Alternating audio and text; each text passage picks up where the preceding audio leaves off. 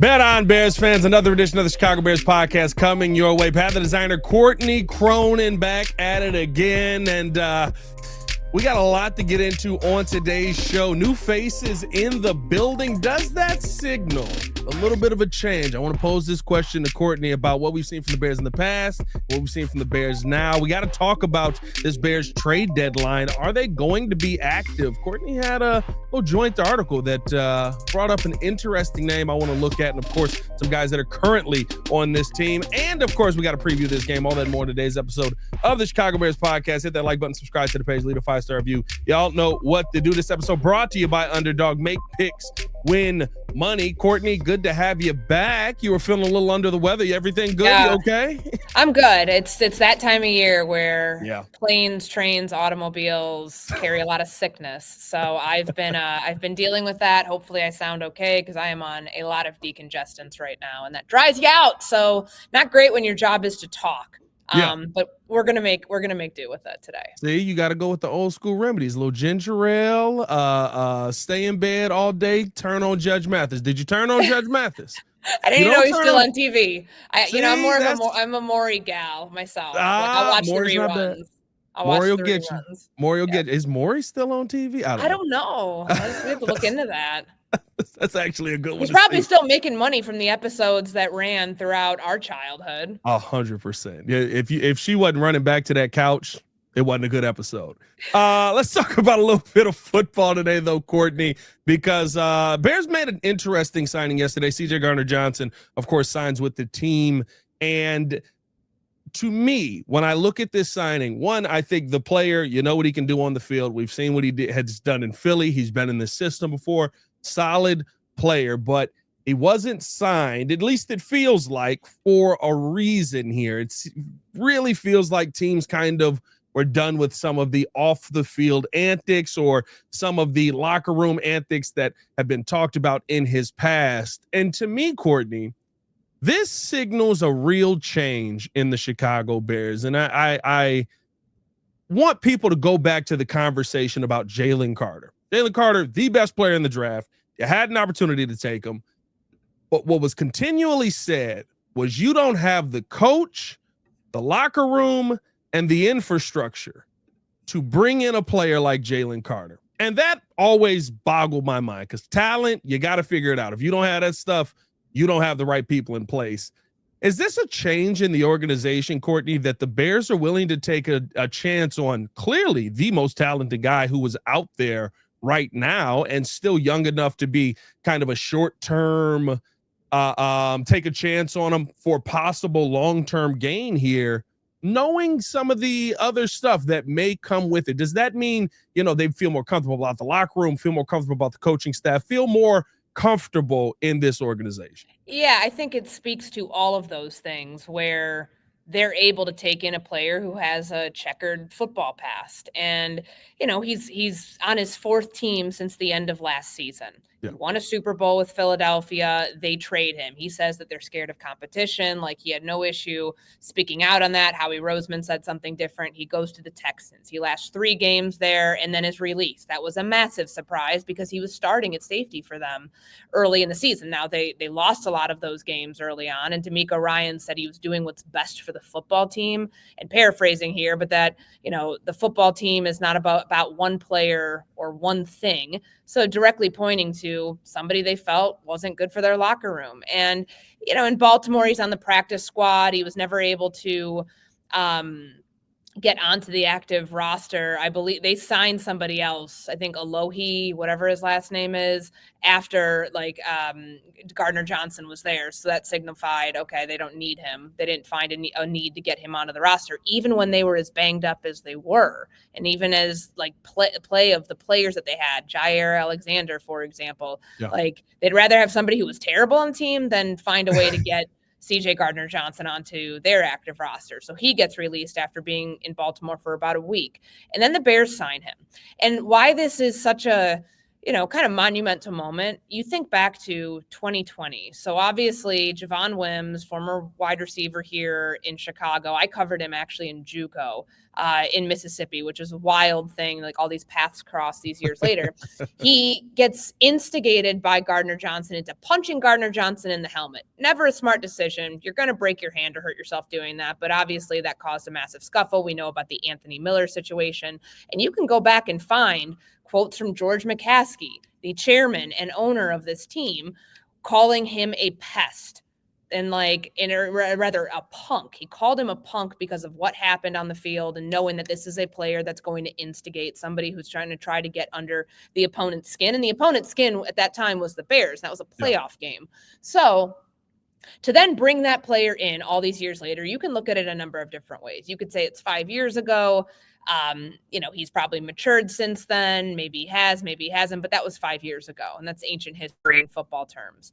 You could also look at it for the fact that the Bears are super banged up right now in their secondary. They have none of their starting corners that they expected to go into the season with playing in that Baltimore game. Now, Tyreek Stevenson is tracking to be ready for this week, so that's good, but you're still without Jalen Johnson. You'll be without him probably the whole year. You're without Kyler Gordon through at least week 12. They need help at nickel. Nick McLeod is not the answer there. They clearly don't trust Josh Blackwell for whatever reason. He's not the answer there. You need somebody to play traffic cop in this defense and to be, not just fill a void, but do it really well, because Nick McLeod got picked apart last week by a backup quarterback in Tyler Huntley. How's it going to look when you have to play, starting caliber QBs in a couple of weeks? And hell, even think about, this little reunion of sorts. He goes back to Philly for that Black Friday game against Jalen Hurts. You don't want just anybody back there. When you think of the marquee matchups they have coming up, they've got the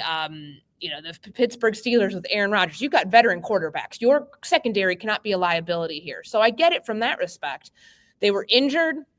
They had a need. This is somebody that's not only coached with been coached by Dennis Allen, but Dennis Allen knows how to push buttons with him, how to get the most out of him. He also was on the staff that traded him. So very clearly they saw some issues there in New Orleans that they didn't want to work with anymore. But I think all of that said, they know that they have experience with this player, that they have a veteran locker room, that they feel they can bring somebody in who does have a checkered past on the football field and expect that it will go better than some of the last stops. Now, those are always famous last words for every football team. We can be the ones to fix him. Right. It could bite him in the ass. It very well could. But I don't think if you're CJ Gardner-Johnson that you're coming here not knowing that you're on a short leash. You could be out of this league so quickly. You've been on 5 teams throughout your career, 2 different stints in Philly, obviously New Orleans, Baltimore, Houston, Detroit. Now you're with the Bears. You don't get an infinite runway to continue to do or have behaviors that are going to put you on thin ice with a team. And this is already a team that has established a culture that worked really hard to get there. So I think the way that they view it is that not only do they have the infrastructure in place to support him, but that they kind of feel they need a little bit of that instigator in the defense. Dennis Allen talked about it as a good thing today. Kevin Byard talked about it as a good thing yesterday, referencing Dennis Rodman and kind of what he did for the Bulls and being that instigator, that bad boy presence that the team needs. There's a line that you have to walk with that, but if he can color within the lines of all of that and maintain a level of professionalism out there while still being who he is as a player and also upgrading the play that they have at nickel, then it's going to look like it was a smart move. But you are right. It is a move that, they've swung and missed on these in the past. Chase Claypool was a locker room cancer in Pittsburgh, and the Bears were like, we can fix him. Yeah. How'd that work out? I think that they now have to be so dead sure that this is going to not be an issue. Otherwise, they can't make it because they have struck out on some of these in years past. Yeah, and to me, I feel like they've almost avoided it, right? Chase Claypool is the one that you bring up. I think that's the one where you've really seen the Bears go after. But how many times have we gone with the good personality fit that gets beat for 60 yards down the sideline? You know what I mean? Very rarely do we see the Chicago Bears go for the guy who maybe isn't the best personality fit, but you know what? He's talented. He can go out there and play his butt off. And I think making a move like this, I love the fact that you brought in CJ because of the conversation that you said, right? This defense needs a spark, and especially him and Jaquan Brisker next to each other could be something. If you get him, playing at that level that he was at in Philly, that could be something that's actually a special combination there while you have Kyler Gordon out. Like, to me, this is a move that goes against the norm yet again, right? Something that the Bears are doing a little bit different. And I don't think that you make this move unless you have somebody like Ben Johnson in the building, like the leaders that you have in this locker room right now, adding Grady Jarrett and stuff like that, where you can feel comfortable that he's going to be able to come in here and be fine. And I thought Ben Johnson, listen, for what it's worth, at least how I heard it yesterday, it sounded like Ben Johnson was kind of saying, we understand how important this locker room is. And if we need to get people out of here to keep this locker room the way that it is now, we are willing to do that. Essentially saying, we're glad you're here, but if you mess things up, you can be gone just as quickly. Sure. But it also points to the urgency that this team feels. They're 4-3 right now. I believe it was Monday Night Football where we saw the first in the hunt graphic, and the Bears are right there along with a 3-1 Dallas Cowboys and a couple other teams in the NFC. And when you see that, when you were in the front office, when you're in the coaching staff, you think, okay, we're not that far off to when you're above 500 in that graphic. Hell, like you're at the midway point of the season, going to a place where it's a very winnable game. We don't know who's starting at quarterback right now. We know that this defense gives up over 400 yards a game on average. This is a winnable game to get to 5-3. So it's a calculated risk move, but it's also one that shows you that they feel that this is going to not just keep them afloat, but keep them going down into the second half of the season. Because you have to have quality play because you're like from your defensive backfield. You can't just get by with guys that you've had. Like, it didn't look good last week. The mix of Jalen Jones back there at outside corner, certainly, Nashawn Wright had a tough game again. He's had some like up and down moments. It shows you like that's not the starting caliber cornerback that you thought you were going to have out there. Can you get by with him sometimes? Yes.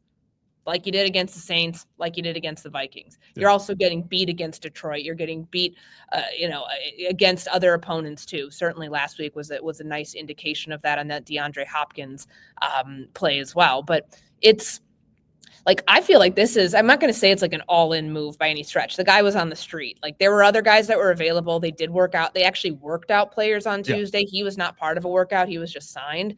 And you don't need to work out a player that you already know. Like, he can play in this defense. But they saw an immediate need, a void, and someone who can come in and quickly make that seem not as bad as it is right now and not as bleak as it is right now. This is about winning. And this is a winning move that if it works out and you can survive until Kyler Gordon comes back, or you can survive until you get a little bit healthier there on the back end, maybe you find a different role for him. He's versatile. Like, he can play free safety. He can play up in the box. He can play nickel corner. Like, he is incredibly talented. It's just the mixture of everything else is somewhat of a risk. But I would imagine that that's been pretty clearly communicated to him upon his time of being here. Yeah, let's hope that this actually works out for the Bears. I think it could be a move that really is going to bring some teeth back to this defense and some energy, some fight. Mm-hmm. And like you said, a little bit of that, hey, we can't waste time. We got to get up and go, boys, mentality to this defense. I love that my husband's so handy. He leaves more money for the important stuff. Whoa. Gosh darn it, Steve. Oh. Don't be like Steve. Call Avondale Roofing. DIY is for Pinterest, not your roof. Let's keep this thing moving along here, because what I do want to talk about as well is, we talk about some of the pieces that are added. We've also got some pieces coming back here, but are the Bears going to look to make some more adding? We'll talk about that. We do want to let you guys know today's episode brought to you by the Advantage Dealer Group. Find your next Chevy, Toyota, or Acura and drive off in under 60 minutes, so they'll make your first car payment. Also brought to you by the Hard Rock Casino in Northern Indiana, Las Vegas style gaming, just 30 minutes from Soldier Field, exit 6, right off I-80, 94. Chauncey Billups was not seen there. Let's keep it moving here with, I think, a conversation now that we got to have, Courtney, is, are the Bears looking to make moves, or should the Bears be looking to make moves to add to this team? You signed CJ Gardner-Johnson. We'll see if that ends up bearing fruit for you, but there's still a lot of holes on this team. You went out and you tried to make moves in the offseason to improve this defensive line. Dayo Odeyingbo kind of hasn't lived up to that. You're getting Austin Booker back. This will probably be his first real opportunity to get looks versus ones in his career. You don't know what that's going to look like just yet. When you see kind of what the Bears have now, Is there a spot on this team, is the defensive line, running back, whatever it is, that you feel like the Bears need to make an addition? I don't think they're going to be buyers at the deadline. I don't think they're going to be sellers. I think they stand pat. Like we did an assignment the other day at ESPN.com about who on your team would be the biggest draw for any team that might be looking to go all in, to add at the deadline, and to continue their push towards the playoffs.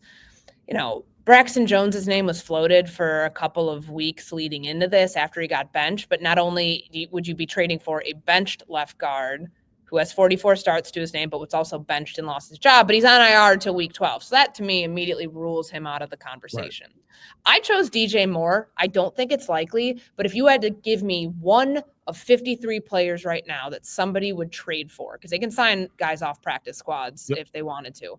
If you had to give me one player, and I'm thinking, okay, he's under contract through, I believe, 2029. He's got like a $23.5 million cap hit the next 3 seasons. You think he's a very productive player, just hasn't really had that production in this offense this season. And some of that's on the quarterback. Some of that's on the lack of chemistry at times between DJ and Caleb. He'd be the only one I would say, if you had to make me choose, I would say someone like DJ Moore, because I think that Luther Burden, eventually that could be his role. Alameda Zaccheaus has been a good number 3. Rome's the number 1 in this offense. If there is somebody who would project to be odd man out, and somebody who's, still got, I think he's almost done with his guaranteed money after this year, but he's got high cap hits, that would be the one. Do I foresee it happening? No, because I just don't think that they're going to make a move like that right now when the offense is still trying to get off and running on a consistent basis. Do I think that they're buyers? The one position that's the major need that we're always talking about is the pass rush. But Myles Garrett is apparently not going anywhere in Cleveland. Jeffrey Simmons is apparently not going anywhere from Tennessee. Are you telling me Myles Garrett is stuck in Cleveland again? No, if only he had made a move that would have gotten him to leave and he didn't take a king's ransom. Yeah. You played yourself there, but who else are you going out and getting? That to me is the big question here. Who is that much of an upgrade that you're willing to spend to give up future draft capital to get? And, which has been the case here. If you're trading for a player and that guy is going into the final year of his contract, is it really worth it? To give him a big extension before he's even played or played much, the way they did with Montez Sweat, which now obviously in hindsight looks not so great when you can be looking towards free agency.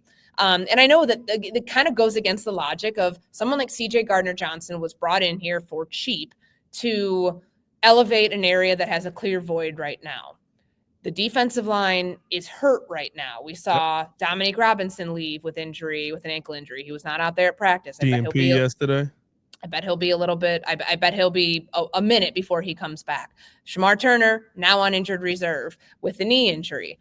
But I think that Austin Booker coming back gives you an opportunity to get him some real reps. Now, maybe it's not starters reps. Maybe they work him into a rotation on the edge. But when we heard Ben Johnson evaluate the pass rush on Wednesday, and he talked about Montez Sweat, and he goes like this with his hand, he said, he's ascending. Didn't say the same for Dayo Odeyingbo. He's talked about how good Dayo played against the run this past weekend. And he said, as an edge rusher, they're still working on it. His best ball, which has not been much, but his best ball was playing when they kicked him inside. In this past weekend against Baltimore, they did not do it that often. It was 2 snaps against the Ravens of the 57 that he played this past weekend. For the most part, he was over on the right side, on the right edge of his 57 snaps. But, I think that gives you an option when you have a player coming back who is healthy, ready to contribute. Austin Booker did not start any games last year, but he had a sack and a half in 17 appearances. He's played. But now it's your chance to, maybe get a fresh body out there because you haven't had that production off the edge with Dayo. And, right now it doesn't look good for the front office because it looks like you just gave this guy $48 million and then 32 of that's guaranteed and he hasn't done anything. It looks like the risk of being high ceiling, but not a lot of production, that you gambled on something that isn't working. But I do think it will be interesting to see how Dennis Allen wants to use him. He talked about him today, saying he's healthy, he's ready to go. He's, put some good work out there at practice. I am very curious to see what packages he's playing in and what Booker coming back does to Odeyingbo being able to maybe play in a position on the interior of the defensive line where he fits better on some pass rush downs. Yeah, I think that's going to be, really interesting to see. And for me, with Austin Booker coming back, the hope is that you do get a little bit more out of Dayo Odeyingbo, if for nothing else, right? And the one thing I do credit, him with, and Yurko talked about this yesterday, he's not trying. Like he's one of of course, all team effort guys. He's trying to get there. He's trying to do his job. It's just not working out where he's at right now. Maybe he's more comfortable in a different spot on this defense. It's one of the things that we were excited about when you signed Dayo, was some of that inside out flexibility. But a very expensive player right now that is not getting home. And there's a lot of concerns there. But I think you hit the nail on the head with this, Courtney, because to me, when I look at the Bears in the trade deadline right now, I look at a team, at least how Ben Johnson's making it sound. When you hear him say, we're telling these guys what they need to do when talking about penalties, right? We're telling them what they need to do. We're coaching it up. Now it's on the leaders of this team to instill it in them. To me, that's kind of we're trying to figure out who's a part of this team moving forward and who, by the time we get to the end of this year, we're going to be parting ways with. I don't think that's a team that you want to see adding or subtracting when it comes to the trade deadline, because like you said, you're still trying to figure out your offense, still trying to figure out who fits in where. And I think still trying to figure out who fits into Ben Johnson's standard. I don't think you want to start adding new pieces into that equation that you're going to have to give up draft capital for. If there's a massive name, right? You mentioned Myles Garrett, you mentioned Justin Simmons, you mentioned Jeffrey Simmons. I'm sorry. You mentioned Max Crosby, right? Like, if one of those names is available, sure. Like, go all in, try and get that guy. We know what that guy can do. But outside of that, I don't think you bring in a stopgap guy or a guy that just fits a role at this point when you're still trying to figure out the guys on your team, if they fit the role that you're trying to play week in and week out. So I would say it makes more sense for the Bears kind of to stand pat. The goal, of course, is to win every game and to try and go to the Super Bowl. That's a far-fetched dream at this point, if we're being honest. And so I think you have to continue to build this team in the right way. And that's going to be through the draft. That's going to be through free agency. When you get guys that you identify that are a part of it, I don't think it is giving guys away unless your goal is to try and get draft capital back. And I'm looking at their draft picks for next year. Obviously, they've got it's not like previous years. Last year they had Carolina's second round pick. In previous years they've had extra draft capital the following year that they'd be willing to part with. A second rounder for Chase Claypool, the second rounder for Montez Sweat. They've got their own first round, own second round, own third round. In the fourth round, remember, they traded the 2020 when they got Tooney here. They gave up a fourth round pick to get him. They also they gave up a pick to go get Jonah Jackson too. Those were trades. So those things happened during free agency, ahead of free agency. So they didn't have to get in on a very expensive guard market. You don't have unlimited draft capital to work with. And I know that the idea is, if you feel like you have a glimmer of hope for the playoffs, you're going to go upgrade to a degree. What they just did with Gardner-Johnson was out of necessity to play at that position. You didn't have a starting caliber player, to fill the nickel spot or the outside spot with the injuries that you have. You should, with the amount you're paying Montez Sweat, with the amount you're paying Dayo Odeyingbo, you should get more production out of them. It's not unfair or critical to ask more of the players that you're paying a crap ton of money to. So I don't think that, you don't mortgage the future with something like getting Myles Garrett here. Use that one, for example, would be the cost would be astronomical. The Cleveland 100%. Browns say they're not trading him. You're giving up multiple first round picks. You're not doing that. And Ryan Poles, yes, he does have a contract extension that now puts him in line with Ben Johnson. That's if you make a move like that, I think it, puts you on thinner ice or might even isolate you from the rest from your coaching staff. Because that to me is I'm going to get fired sort of move unless I don't make this. What do you have to be worried about at this point? I mean, yes, wins matter, but you're on the same timeline as the head coach. You're not getting fired. So like there would be no need for something so overly aggressive when we don't even know if this team is going to be a playoff team. They're 4-3 right now. They could be 5-3 after playing a bad Bengals team on the road, but they played a bad Ravens team on the road. I understand the Ravens got people back on defense last week, but they were terrible up until that point. They let a backup quarterback outplay them. Like, you can't tell me it's a gimme if for the Bears to walk into Cincinnati and walk out with a win. They should. Statistically, they match up better with the Cincinnati Bengals than maybe they did with the Ravens. Yeah. But until this team can prove, like, okay, we're worthy of going in on players because we believe we deserve to be here and we're going to actually like make some moves in the playoffs, then I don't think that you make those sacrifices at this point. Yeah, I agree with you, and I think you got a lot to figure out about who's on your own team. One of my favorite quotes, I think Coach Ditka said it. He was like, "We're going to win the Super Bowl. Most of y'all won't be." I think that's kind of what we're seeing here early on, is that not that most of this team won't be here, but there are some names that are probably mainstays that if you can't get in line with what Ben Johnson's asking you, what Dennis Allen is asking you to do, they're going to find options that can. So we'll see how that all pans out. Hopefully everybody can just play perfect and we can all be kumbaya and everybody gets their money. And by the end of this, we're excited and the Bears win a Super Bowl.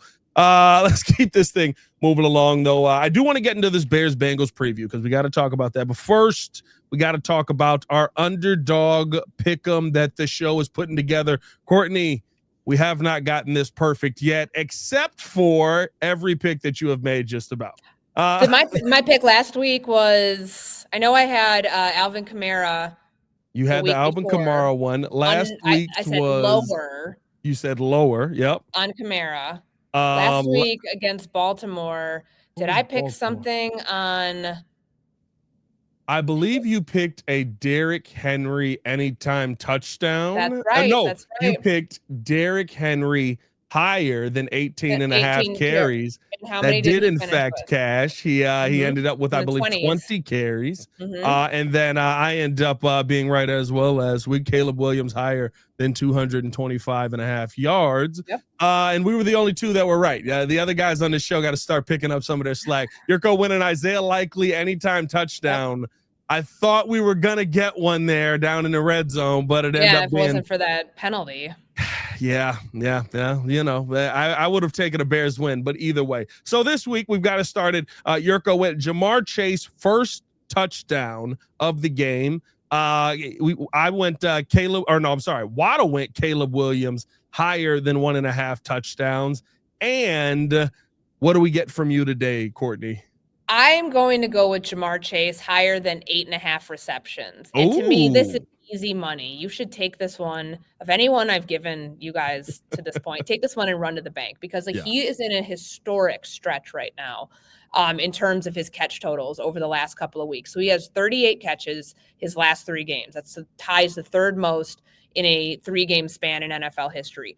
44 catches in his last 4 games ties are the most in a 4-game span in NFL history. So like they keep throwing him the ball. Dennis Allen talked about this today. He's like, yeah, like very clearly, like there's 2 dudes draped over him at a time and they're still throwing the ball to him. So it's a situation where, you know, Jamar Chase is going to be out there. Joe Flacco, don't know if he's going to be out there. Jake Browning, is he going to be out there? I don't know. Whoever's playing quarterback is throwing the ball to Jamar Chase because that's the only way that this team can generate a lot of offense and stay in games. He is a number 1 receiver in the NFL. If number 1, number 2, whoever you have, I mean, certainly in terms of the numbers and what his production is, I think you could put him over Justin Jefferson if you wanted to this year. Mm-hmm. But yeah, like this is an easy one. The guy's like got double-digit targets every single game.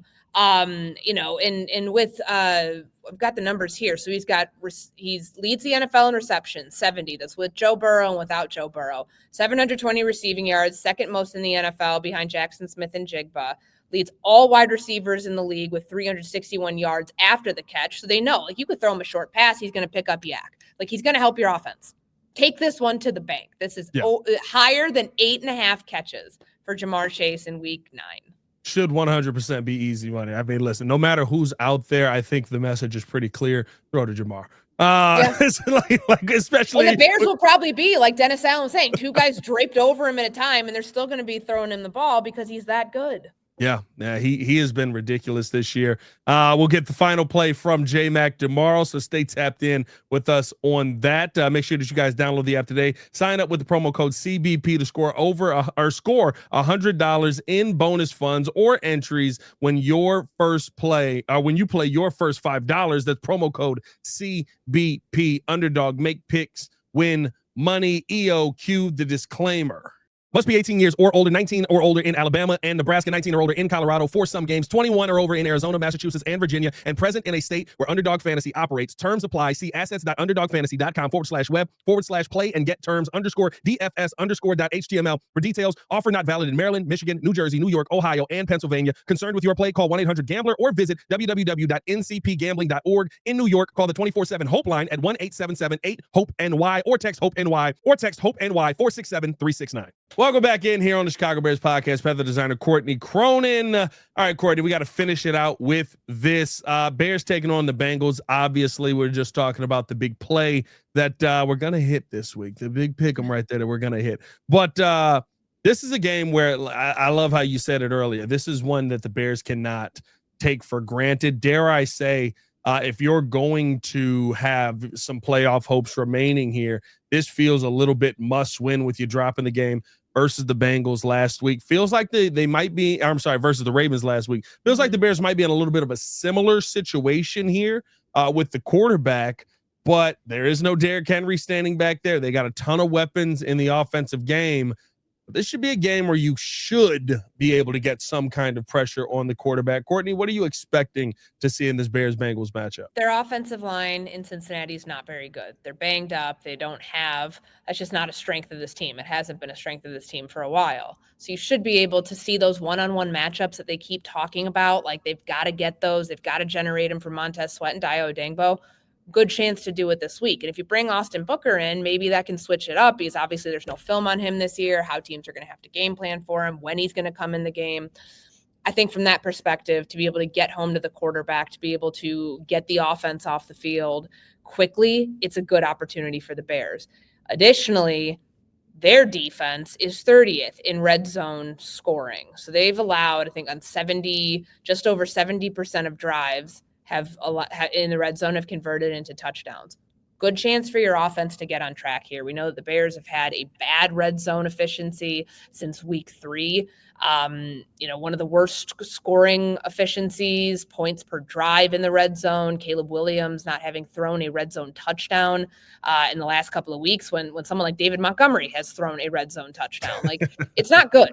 It's not good right now, but this is a good get right opportunity for the Bears to go into Cincinnati to, it might be a high scoring game. I believe the over under right now is 52.5. The Bears are favored by 2.5 on the road. You don't get that opportunity that often. They were not favored last week. The line did change when we heard about Tyler Huntley, but even still, I think that shows you what Vegas really thinks and what they really know about the Cincinnati Bengals team. There is no pass rush to speak of without Trey Hendrickson. He's got the hip injury. He's not practicing today. This should be an opportunity to keep Caleb upright, to give Caleb time to throw, to not have one of those games where he's averaging over 3 seconds to throw the ball. You have a good chance to put up some points here, to get back to scoring 20 plus instead of being at that 16 mark, and to walk away with a win. It might be, we'll see what the secondary looks like if Tyreek Stevenson is indeed coming back, and certainly what CJ Gardner-Johnson looks like slotted in at the nickel spot. But I don't anticipate this being the 39-38 shootout it was last week. I feel like the Bears, in many respects, should be able to clamp down on this offense far sooner than they did against Baltimore last week. Yeah. And the one thing I think, Courtney, when you look at, this matchup, to me, that the Bears have to take advantage of here, at least a little bit, is when you look, you mentioned the red zone there.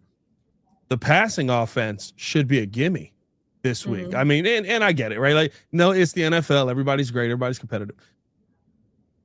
This is literally the worst passing defense in football. They are struggling mightily to stop teams from moving the ball down the field. It reminds me very much of this Dallas game. And I'll be honest with you, if you can't get things right this week versus this defense, I could see some side eyes being happening there with this offense and saying, okay, this is one where you should be able to be getting it on track by now. This is one where, dare I say, a get-right game versus defense. It's why the line is so high, Courtney, and you've got the weapons to do it now. I will say this, and I don't know if you saw this while at practice. We're recording this before practice was released. Is anyone going to be able to play? So DJ Moore, Roma Dunze, Olamide Zaccheaus were out there on Thursday, the portion we were able to see. So that's a good sign. I didn't see DeAndre Swift today. He's got the groin injury. Now, is this still in the maintenance phase like he told me it was the last 2 weeks? He's not had 2 days back-to-back of DNP. So we'll see if that ends up being the case. But I think for the passing offense, you get Cole Kmet back this week. We'll see if those tight end targets continue to gradually increase. They still need more out of that position. Like they tried to feature Colston Loveland early on. Obviously, he had that false start, which felt like kind of threw off the game for him. And then not being on the same page on the choice route with Caleb Williams, and that led to the intentional grounding. Like they can't have that again because they gave him a huge opportunity last week, and now his targets are going to certainly be truncated to whatever to accommodate Cole Kmet coming back. But they do have bodies coming back, which is good because they're real thin out there on Wednesday. Yeah, and listen, I think you hit the nail on the head with the other thing this offense is going to have to improve upon. We've heard Ben Johnson talk about it ad nauseum this week. The penalties have to get right. I mean, like it's the biggest conversation that this team has. And I thought Declan Doyle had some interesting comments on. I'd love to see if it works. They're trying some different things that he's done before. Unorthodox is the word. Unorthodox things, yeah. I wonder what that means in practice. Does that mean that if somebody's getting a penalty, they're getting pulled out of a rep? Because what else could it possibly mean? Are you having to do up downs right then and there? Is there some sort? Are you running suicides? Like we're doing high school stuff. Like what is the punishment? Because like if somebody flinches, I feel like you have to put the fear of God in players to like, that's what they do in college. Like if you flinch and if you're doing this during walkthrough, if you're doing it during practice, then you're out. Like there's a roster of 85, 90 guys that they'll replace you with. Here it's a little different. Roster limits are smaller. There's also money that's attached to these guys playing. And they're also much more talented. Like if Joe Tooney false starts in practice, they're not benching him. Yes, he did false start in the game, and they happened to be backed up in their own territory, and it was not good when it happened. But have you seen that false start? I still haven't seen a move yet. At the end of the day, I don't know what I would love to know what unorthodox like tactics they say that they're using, because the only thing that makes sense to me is that you're benching guys in practice, or you're running them, or you're making them do some like insane conditioning to make sure that they know, okay, I better hear the snap count properly or I'm going to be screwed. But like then again, you also like have to balance that line if you don't want guys playing tight. Yeah.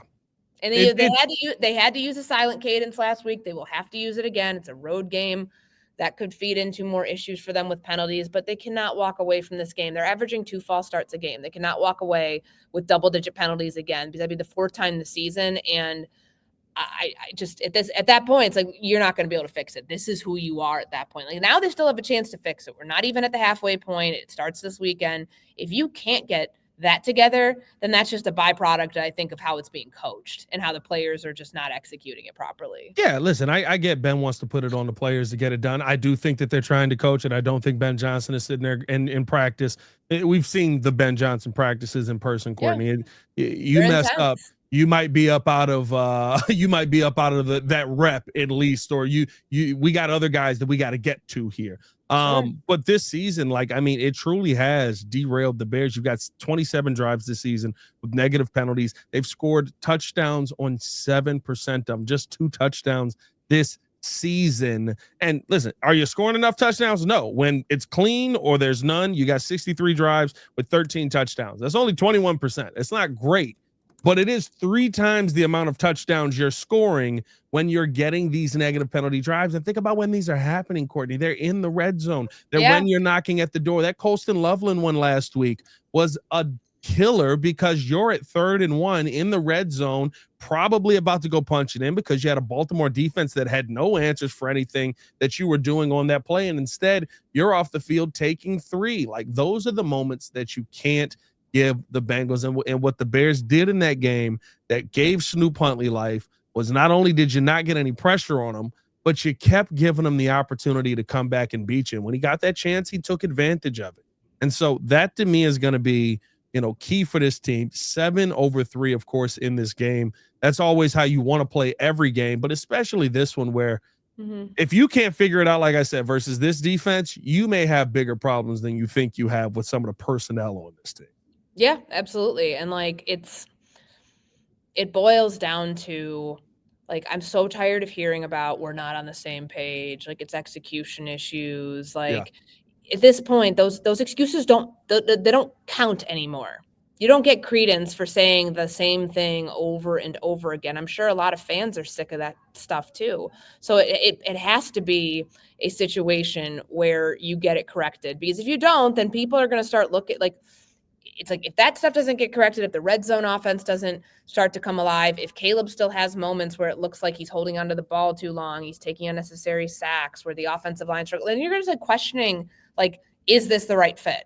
And of course, it all starts with the quarterback. The noise last week got really loud. I think it died down a little bit, especially after Caleb explained, okay, maybe I should have checked the ball down on that interception. Yeah. You're not given the same credence this week against this opponent, given how many yards they've given up and given what their defense looks like. They don't have their best player. The Ravens got their best player back on defense last week. The Bengals will not be playing with Bengals will not be playing with Trey Hendrickson this week. There's no pass rush to speak of. Yeah, we'll see what ends up happening here. What is your prediction for this game, Courtney? Last week was the first week you were wrong. First week week you were wrong, yeah. I do think they win.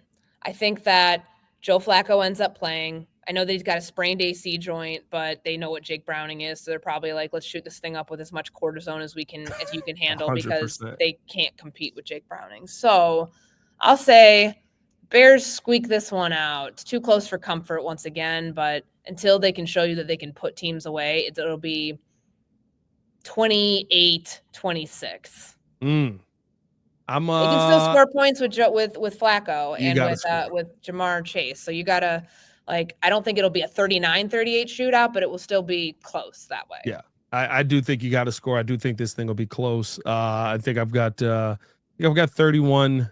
I'll go 34-31, close game, high scoring game. To me, I know we haven't seen this Bears team put up enough points, or didn't see this Bears team put up enough points last week. But this Bears offense, for the most part, has been able to handle its own and score enough points. And I just think guys coming back from injury too. You got guys coming back last week. But. Yeah, I truly do think the offense that we saw for probably, I would say, 4 to 5 weeks of this. I know a lot of that ends in field goals, but still, those are points on the board. 4 to 5 weeks of this season, you've been talking about this offense as an offense that can score points. And I think this week they get it back right. Caleb Williams, bounce back week. Let's hope we see that as well. Before we get up out of here, I appreciate you guys for tuning in and showing love. As always, make sure that you tap in with the Underdog Play and make sure that you stay tuned in to everything we got happening here on the Chicago Bears podcast. We got J-Mac on tomorrow, so stay tuned in to get the final pick of that play. As always, for Courtney Cronin, it's your boy Pat the Designer, back at it again. Y'all stay safe out there, Chicago. Bear down, one love. Peace.